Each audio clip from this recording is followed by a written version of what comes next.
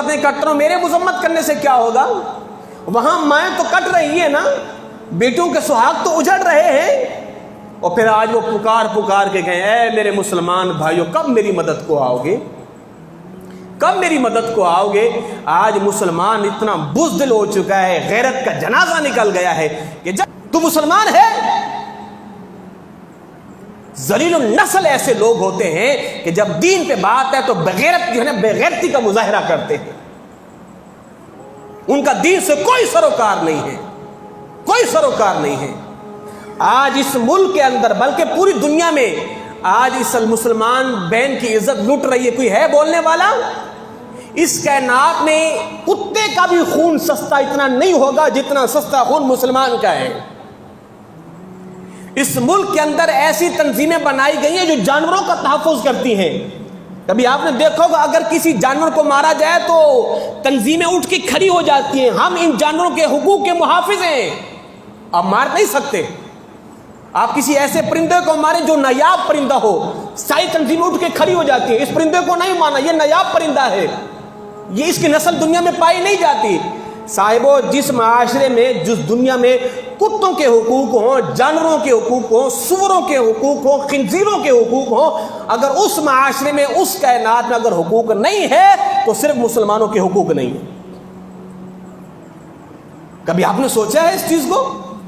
اللہ اگلی جو حدیث پاک ہے، میرے مصطفیٰ نے فرمایا، یہ توجہ رکھے گا، حضور نے فرمایا کہ جس کے دل میں شوق جذبہ جہاد نہیں ہے، اور فرمایا کہ جو جہاد کی آرزو بھی نہیں رکھتا، کہ قیامت کے دن مرنے سے پہلے اللہ اسے نفاق پر موت عطا کرے گا۔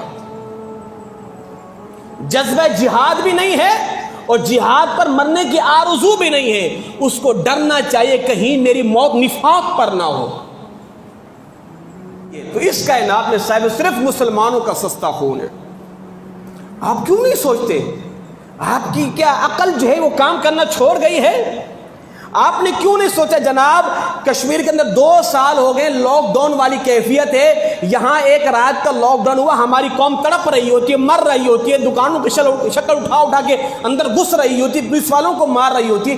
ایک دن کا لاک ڈاؤن ہو گیا، چپل نہیں پہنو گے، مر تو نہیں جاؤ گے، کھانے پینے کو گھر میں وافر مقدار میں نا، تم سے ایک دن کا لاک ڈاؤن برداشت نہیں ہوا۔ کبھی سوچا ہے کہ وہ مائیں بہنیں 70 بلکہ کئی سالوں سے لاک ڈاؤن والی حالت میں زندگی گزاری، کبھی تم نے اس کا بھی درد محسوس کیا ہے؟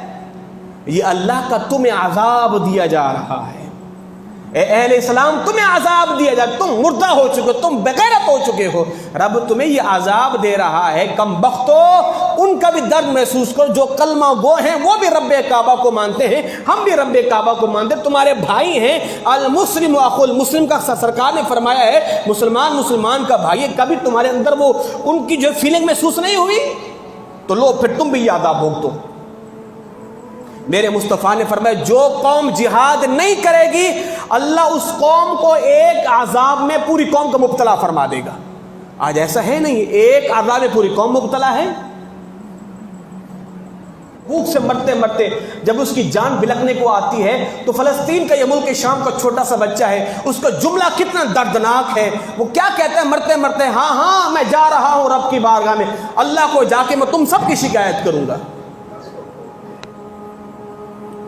رب کی بارگاہ میں اس نے جا کے شکایت نہیں کی ہوگی، مالک تیرے نام کی کلمہ گو تھے، وہ تو سارے خاموش تماشائی بنے رہے، بس مذمتوں پہ مذمت کرتے رہے، ادھر میری ماں کا سہاگ لٹ گیا، میری بہن کی عزت میرے سامنے لٹتی رہی، مالک یہ لوگ سے مذمت ہی کرتے رہے۔ کوئی صلاح الدین ایوبی بن کے نہیں آیا، کوئی محمد بن قاسم بن کے نہیں آیا، کوئی خالد بن ولید بن کے نہیں آیا، کوئی شمس الدین التمش بن کے نہیں آیا، کوئی محمود غزنوی بن کے نہیں آیا، کوئی جو ہے وہ عالمگیر بن کے نہیں آیا، مالک کوئی آیا بھی نہیں، نہ کوئی طارق بن زیاد بن کے آیا ہے، یہ صرف مذمتیں دیتے رہے۔